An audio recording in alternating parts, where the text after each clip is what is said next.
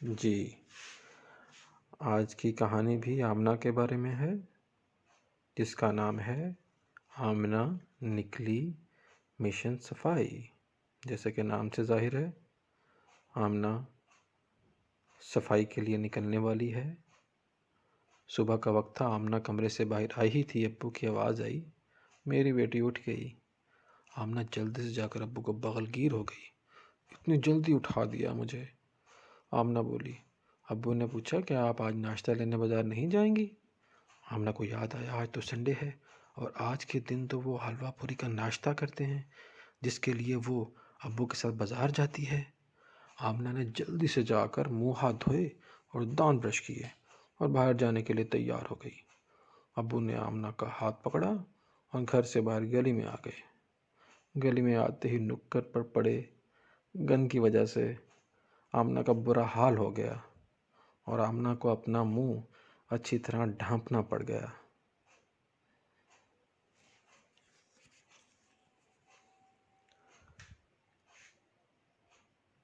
آمنہ، ابو کتنی بدبو ہے نا، کسی نے یہ گند بھی نہیں اٹھایا۔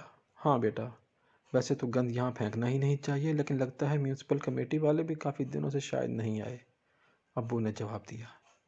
آمنہ نے پوچھا، ابو یہ کمیٹی کیا ہوتی ہے؟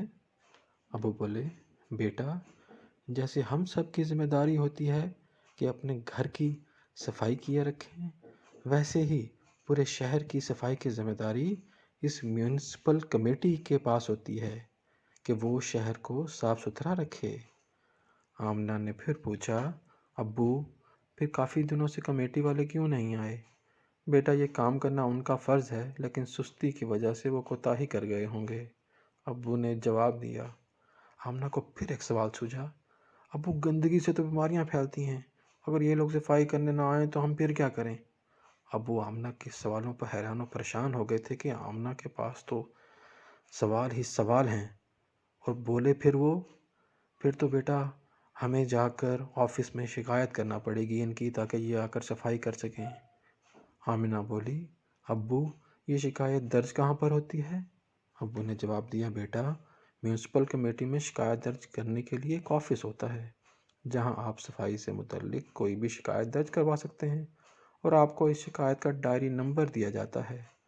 آمنہ کے دماغ میں پھر سوال آیا، وہ متجسس ہو کر پوچھتی ہے، ڈائری نمبر کیا ہوتا ہے ابو؟ اس کے ابو اس کے سوالوں پر مسکراتے اور باری باری اس کے سوالوں کا جواب دیتے جا رہے تھے۔ ابو نے اس کی طرف دیکھا اور کہا، دیکھو آمنہ، اس کا مطلب ہوتا ہے کہ آپ کی شکایت ریکارڈ کا حصہ بن گئی ہے اور وہ افسر اس کو مٹا بھی نہیں سکتا۔ اگر وہ افسر آپ کا کام نہیں کرتا تو آپ اس ڈائری نمبر کے ساتھ دوبارہ شکایت درج کروا سکتے ہیں، جس سے اس درخواست کی اہمیت اور بڑھ جاتی ہے اور اس افسر کو وہ کام ضرور کرنا پڑتا ہے۔ اگر وہ افسر وہ کام نہیں کرتا تو اس افسر کے خلاف بھی آپ کمپلین کر سکتے ہیں، جس سے اس کی نوکری بھی خطرے میں پڑ سکتی ہے۔ آمنہ نے ساری بات بڑے غور سے سنی اور پھر بولی، ابو تو ہم کب یہ شکایت درج کروائیں گے؟ اس مکالمے کے دوران آمنہ اور ابو پوری والے ہوٹل بھی پہنچ چکے تھے۔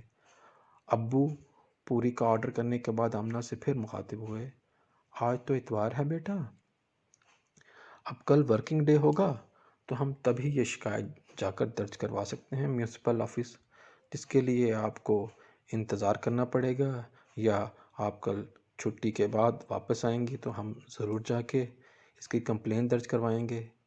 آمنہ کچھ دیر خاموش رہی، پھر ایک دم بولی، ابو ٹھیک ہے، میں اسکول سے واپس آ کر آپ کے ساتھ چلوں گی تاکہ میں بھی دیکھوں یہ شکایت کیسے درج ہوتی ہے۔